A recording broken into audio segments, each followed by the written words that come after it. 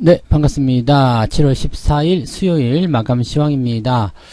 자, 일단은 시장 마감이 잘 됐습니다. 일단은 저항권대에 부딪히긴 했습니다만은 그 위치에서 더 밀리지 않았고요. 또 돌파에 대한 가능성 아래쪽 꼬리 달아주면서 충분히 잘 만들어내고 있었던 것 같습니다. 그렇지만 이제 저항권대에 진입했다라는 것, 그 사실 하나만으로도 사실은 좀 불안하죠. 그래서 불안감은 여전히 지속되고 있는 시장 상황이다, 이렇게 판단하시면 될 것 같고요. 자, 수급 동향에서도 이런 불안감들은 나타나고 있습니다. 외국인들의 매도가 다시 커지기 시작했기 때문인데요. 어제 매수한 물량을 거의 그대로 다 쏟아냈습니다. 그래서 외국인들의 매도 수급이 이렇게 계속 나빠지게 된다면 대형주들의 부담감은 커질 수밖에 없거든요. 대형주들의 부담감이 생기면 코스피 지수가 오르기 힘들 테고요. 그렇게 된다면 투자 심리가 악화되면서 전체 시장으로 퍼지게 되는 상황이 벌어지게 되겠죠. 이런 내용들이 지금 현재 나와 있는 상황들인데, 그 와중에 기관들이 찜한 중소형주가 또 강세를 보이고 있습니다. 자, 이것은 또 어떤 것들인지 한번 알아봤으면 하네요. 그래서 그런 부분들 같이 좀 알아보도록 하겠습니다. 차트 보면서 이어가도록 하죠. 종합주가 지수가 일단 아래쪽 꼬리를 달고 올라갔습니다. 그래서 분위기 나쁘지 않아요. 흐름 좋고요. 3270포인트 정도 수준의 저항대가 있기 때문에 쉽지 않을 거다라는 말씀 드렸는데, 일단 오늘은 멈춰준 모습이 굉장히 좋습니다. 만약에 미국 증시가 상승세로 전환이 된다거나 분위기만 좋게 만들어준다라면 내일 추가 상승을 통해서 3280포인트까지도 찍어줄 수 있겠다. 그러면 이제 돌파가 나타나는 거죠. 자, 지금 코스피 같은 경우는 저항이 두 개가 있습니다. 첫 번째, 두 번째 해가지고요. 첫 번째는 20일 이평선, 두 번째는 바로 정고점에 대한 저항인데, 3280을 넘어서게 되면 일단 1차 저항대 넘어서게 되는 부분입니다. 그리고 나타나는 정고점에 대한 저항. 자, 이 부분들은 어떻게 넘어갈 것인가. 생각해보면은 이제 저항이 되게 두껍다 보셔야 되겠죠. 3270에서 3300포인트까지 무려 30포인트에 달하는 두꺼운 저항대가 존재하고 있다는 이야기인데, 자, 이 부분을 넘어가게 된다면 일단 또 새로운 신고가입니다. 그래서 분위기는 긍정적이에요. 하지만 저항이 두껍다라는 것은 주가가 올라가기가 그만큼 힘들다는 얘기가 되겠죠. 그래서 장이 조금 옆으로 눕는다거나 좀 아래로 떨어진다거나, 또는 해외 시장에서 아니면은 뭐 국내 시장에서라도 불안감이 다시 엄습해 온다라면, 뭐 나쁜 재료가 터지게 된다라면 주가의 흐름은 담보받을 수 없다라는 얘기가 되는 거죠. 그러니까 이러한 내용들은 우리가 조금 고민해 볼 필요는 있을 것 같아요. 그래서 이런 부담감, 이런 조금 걱정스러운 부분들을 외국인들이 수급을 통해서 탁 풀어주면 좋은데, 그 부분이 아직 막혀있기 때문에 조금은 답답하다라고 생각하셔야 되겠죠. 반면에 코스닥 같은 경우는 플러스로 마무리 잘 됐습니다. 코스닥 같은 경우는 뭐 정고점 저항이 있지만 조금 약한 부분이 있고요.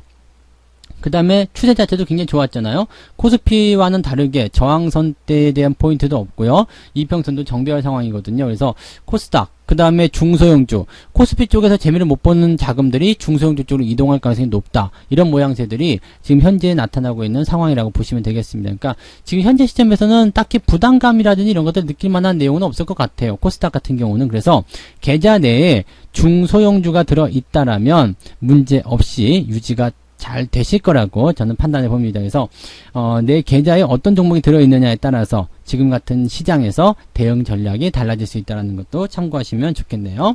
자, 수급을 보도록 할게요. 수급 보시면 좀 답답해요. 외국인들이 마지막에 좀 올려주긴 했습니다만 금융투자 쪽에서 매도, 연기금 쪽에서 매도, 얘네들이라도 받아줬어야지 시장이 뭔가 좀 좋은 흐름을 보였을 텐데 전혀 그렇지 않았죠.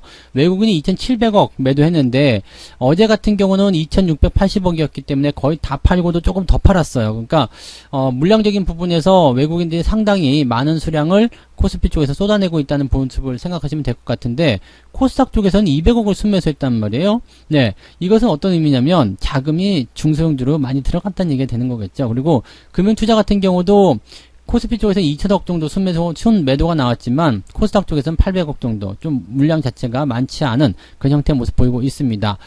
자, 지금 이런 상태 속에서 현재 시장을 어떻게 바라봐야 되느냐. 지금 변하지 않는 건 딱 한 가지예요. 금융투자나 이 외국인들의 매도가 계속 쏟아진다, 이렇게 된다라면은 코스피는 못 갑니다. 그렇지만 코스닥의 상황을 보게 되시면 외국인들의 매수가 쭉 하고 들어오는 것이 확인되고 있거든요. 연기금도 순매수 들어갔고요. 투신 쪽에서도 100억 넘게 순매수가 들어와 있습니다. 그러니까 지금 기관이나 외국인들이 바라보는 입장에서는 중소형주가 먹을 게 있다는 얘기예요. 그런 상황들이 나오게 된다면 자금의 이동은 계속 중소형주 쪽으로 움직이게 될 것이다. 그래서 코스닥 시장이 당분간은 더 좋은 흐름을 보게 될 것이다. 수익률도 그쪽에서 나올 것이다 라고 보시면 되는 거죠. 자, 시총 상위권 종목군들 한번 보도록 할게요. 시총 상위권 종목은요, 지금 삼성전자, 하이닉스, 뭐 네이버, 카카오 뭐 이렇게 되어 있지만, 위쪽에 있는 것 빼고는 전부 다 파란불이에요. 다 떨어졌습니다. 그 다음에 두 번째로 넘어가더라도 NC소프트가 뭐 0.13인데 올라간다고 얘기하기 좀 어렵고요. LG가 0.5% 올라갔다 얘기하기 어렵죠. 그 외에는 지금 전부 다 푸르딩딩, 네, 멍들어 있는 모습이죠. 주가가 많이 빠진 거예요. 시총 상위권 종목들이 단 1%씩이라도 떨어졌다라면은 주가가 많이 하락할 수 있는 배경인데, 자, 그 정도 떨어졌다라면 주가가 그래도 한 0.78% 정도 빠졌어야 되는데 올라간 부분이 있단 말이에요. 어디서 올라갔을까요? 중소형주 쪽에서 올라갔을 것이다. 이렇게 생각할 수가 있겠죠. 시총 상위가 못 올라갔는데 증시가 그렇게 많이 안 빠졌다? 그렇다는 것은 당연히 네, 중소형주 쪽에서 움직임이 나왔을 것이다라고 판단해 볼 수 있는 내용이 되겠죠. 코스닥 같은 경우는 조금 더 다이나믹한 게요. 변화가 좀 많은데 떨어진 종목들은 많이 떨어지지만 올라간 종목들은 또 괜찮게 많이 올라갔어요. 에코프로비엠 많이 올라갔고요. 그 다음에 LNF 그리고 천보 네, 이런 종목들이 지금 제가 말씀드렸었던 그 기관이 찜한 종목입니다. 어제 제가 힌트를 약간 드렸을 거예요. 그 금융투자 쪽에서 많이 매수한 종목군들 ETF 쪽에서 뭐가 많이 들어왔었죠? 2차전지 좀 많이 들어왔는데 이쪽으로 많이 집중되어 있는 모습이죠. 근데 이런 종목들이 보시면은 시총이 뭐 2조 원대 뭐 이렇게 나와 있고 뭐 5조 원 뭐 5조까지는 안 가죠. 5조 원대 안 가지만 뭐 그 정도 나와 있지만 얘네들이 코스피에 비하면은 굉장히 작은 종목이에요. 중대형주 중대형주 하기 뭐 그 정도. 네. 그러니까, 코스닥에서는 내가 형님이야 라고 하는 종목들이긴 합니다만, 실질적으로 5조 원대도 안 되는 그런, 뭐, 시총을 가지고서 코스피에 가서 어디 명함도 못 내밀잖아요. 코스피 같은 경우는 지금 거래소 쪽만 보더라도요, 20위권, 뭐 30위권도 못 드네요. 뭐, 5조 원대면 어디 정도 가야 되나요? 요 정도네요. 한 60위권 뒤쪽으로 넘어가는 그런 상태이기 때문에 명함 내밀기 힘들죠. 그러니까 그런 상황. 중형주 쪽에 속하는 그런 형태의 모습인데, 자, 이런 내용들에 있는 종목들이 이제 올라가는 모습들이에요. 제가 종목 진단에서 한번 설명을 드렸을 거예요. 2차전지, 배터리, 이 완제품에 대한 부분보다도 소재 쪽, 부품 쪽이 훨씬 더 강하다는 거죠. 그러니까 그 종목군들이 오늘 재료를 가지고 특별하게 올라갔다. 근데 이것을, 금융투자 쪽에서 찜해놓고 있었다라는 거. 정말 소름 돋는 얘기 아닙니까? 그래서 그런 부분들을 우리가 한번 살펴볼 필요가 있다는 얘기가 되는 겁니다. 자, 매매 동향 볼게요.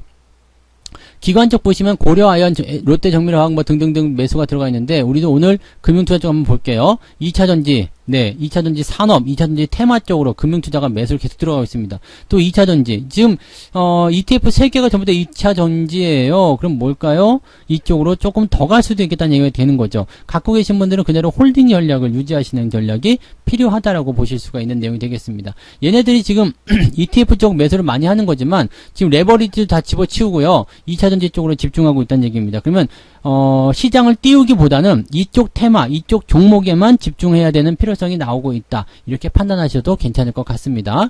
그리고 삼성전자 팔아먹고 있고요. 연기금은 뭘 했을까요? 연기금 같은 경우도 에코프로비엠이라든지 이런 종목들 매수가 들어가 있는 상태. 근데 지금 보면은 삼성 SDR라든지 이런 것들은 지금 주춤하는 모습이거든요. 그러니까 완성 배터리보다도 부품주 이런 쪽으로 많이 집중되어 있다 보시면 되겠습니다. 기관의 총계를 보시면 삼성전자, SK이노베이션, LG화학, 뭐 한샘, 뭐 등등등 매도가 나와 있고요. 한샘 같은 경우는 오늘 강세를 보였습니다. 근데 차익 실현이 계속 들어가고 있는 모습이고요. M&A 이슈이기 때문에 굉장히 긍정적인 포인트이긴 한데 매수도 많이 들어왔어요. 그러니까 뭐 일단 추가적인 상승을 기대해 볼 수 있을 것 같아요. 그냥 들고 가셔도 되긴 되는데 이제 변화가 생기기 시작하는 시점부터는 차익 실현에 대한 관점이나 매도에 대한 포인트가 나타나야 되겠죠. 아직까지는 홀딩하셔도 됩니다. 20%가 넘었고 매수가 많이 들어왔고 M&A 이슈인데요. 더 들고 가시는 게 맞는 거죠. 다만 이 부분에서 이제 우리 생각할 것은 물량이 터지면 언제든지 도망칠 준비는 해야 한다라는 거 꼭 잊으시면 안 될 것 같습니다. 자, 외국인 거 한번 보죠. 외국인 역시 삼성전자 팔았고요. 한샘 팔았고요. HMM이 오늘까지는 괜찮아요. 근데 계속 떨어진다. 뭐 41,000원대까지 떨어졌다. 이렇게 된다면은 여러분들 심각하게 매도를 좀 고려하셔야 되지 않을까 생각합니다. 물량이 조금밖에 안 남으셨다 하더라도 털고 상황을 다시 보시는 게 유리하지 않을까 생각됩니다. 반면에 SK 하이닉스는 외국인들이 좀 샀네요. 그래서 주가가 좀 올라간 모습인데 이런 반등은 여러분들 너무 신경 쓰지 마셔야 됩니다. 아직까지는 아니에요. 추세가 떨어지고 있잖아요. 그래서 하향 추세에서 이제 돌아서려면 적어도 12만 8천 원대까지 올라가야지 하이닉스에 대한 매수 관점이 나타날 수 있으니까 그런 것들 생각해 주셔야 되는 필요성이 있겠습니다. 그런 정도예요. 그래서 지금 레버리지적 매도가 들어가서 시장이 약간 주춤거릴 수 있다. 물량이 많지 않기 때문에 뭐 대단히 뭐 엄청나다라고 볼 수는 없겠습니다만 약간은 주춤거릴 수 있겠다라는 생각 좀 해보셔야 될 것 같고요. 삼성전자에 대한 매도는 계속 진행되고 있습니다. 이렇게 되면 이제는 뭐 올리고 말고 그런 거 신경 쓰지 않고 나는 계속 차익 실현해버릴 거야, 이런 생각도 있거든요. 그러니까 외국인들은 아직까지 수익 중이에요. 뭐 지금 이 라인대에서 매수를 많이 했기 때문에 여기 6만원 밑에서 그러면은 지금도 계속 수익 중이잖아요. 그러니까 나 계속 팔아먹을 거야 라고 얘기가 될 수도 있는 거거든요. 또 상당 부분을 많이 팔아먹었기 때문에 지금은 어느 정도 고가이 비어져 있는 상태라고 생각합니다. 그렇다면 이것에 대한 차익 실현을 충분히 하고 나서 주가가 조정을 많이 받고 나면 다시 살 수가 있을 텐데, 삼성전자 그러면 언제 사요? 네, 외국인 매수 들어오면 사세요. 외국인 매수 조금 들어오는 거 말고요. 추세가 바뀌면서 외국인 매수가 연속적으로 움직일 때, 그럴 때 매수하시면 거의 정확한 저점이 될 겁니다. 그래서 지금은 계속 그냥 관망을 하시거나 매수하지 않거나 비중을 축소하시거나 매도하거나 그런 식으로 가시는 게 좋은 거죠. 그래서 그런 전략들 쭉 챙겨보시면 좋을 것 같습니다. 자, 근데 월급 종목 중에서 우리 콤텍 시스템 갖고 계신 분들 많이 계셨죠. 오늘 장중에 한번 빵 튀는 모습들이 좀 있었는데 일단은 1290원에 마무리가 됐거든요. 여기 정도라면은 여러분들이 유상증자를 받게 되시면 거의 대부분 수익일 거라 생각합니다. 다시 한번 전략을 말씀드리지만 이제 매수 가격대 근처, 매수 포인트 정도, 이 정도 라인대 뭐 1300원 넘어가면서부터는 매도를 하셔도 여러분들이 유증을 받게 되면 무조건 수익으로 들어가게 되는 상황이 벌어지게 됩니다. 그래서 그렇게 생각하셔도 되고요. 아니면 그냥 계속 들고 가시면서 유상증자까지 받아서 추가적인 상승을 기대하셔도 괜찮을 겁니다. 지금은 별 문제 없어요. 그냥 홀딩 하시는 게 유리한 전략이라는 것도 같이 언급해 드리고요. 이번 달 월급 종목 삼성 SDS나 KTIS 큰 문제 없죠? 네, 잘 유지되고 있으니까 이런 부분들도 같이 잘 생각해 주시면 좋겠습니다. 자, 주말 이제 다가오게 되면 이제 종목들에 대한 매수 포인트가 더 강해질 거예요. 그래서 조정에 대한 포인트가 이제 목요일, 금요일 이런 식으로 해가지고 또 이제 시장의 변동성을 위해 생각해야 되는 구간이거든요. 그러니까 매수를 너무 서두르지 마시고요. 네, 목요일 오후나 금요일 정도 시점으로 해서 매수한다 이렇게 생각하시면 조금 더 여유 있는 투자를 하실 수 있으리라 생각을 해봅니다. 자, 오늘 고생 많으셨고요. 날씨가 매우 덥습니다. 건강 각별히 유의하시고요. 행복한 오후 보내시기 바랍니다. 저는 내일 다시 올게요. 고맙습니다. 본 방송에서 제공되는 모든 정보는 투자 판단의 참고 자료이며 투자의 최종 책임은 본 방송을 이용하는 본인에게 있습니다.